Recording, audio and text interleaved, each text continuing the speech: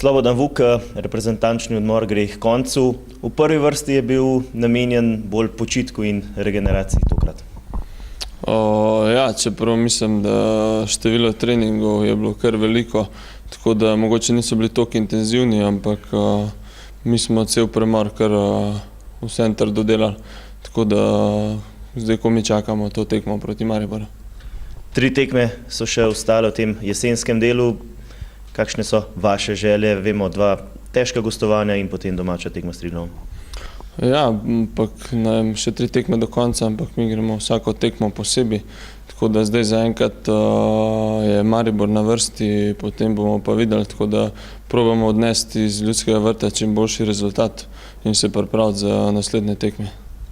Že drugič zapored se boste z Mariborom pomerili neposredno po reprezentančnem odmoru. Verjetno je to malce slabše za vas, glede na to, da imajo Mariborčani dokaj naporno jesen in se lahko v teh 2 tednih kar precej odpočijejo. Ampak mislim, da mi na to ne smemo gledati.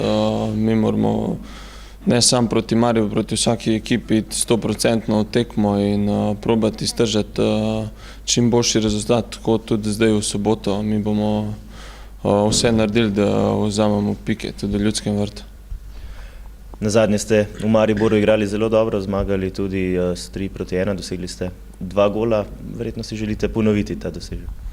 Vsekakor, da si želim ponoviti, ampak ta tekma je že zdavnaj mimo, tako da to je čisto neka nova tekma in se pravim še enkrat, mi bomo vse naredili, da vzamemo tudi pike v Ljudskem vrtu.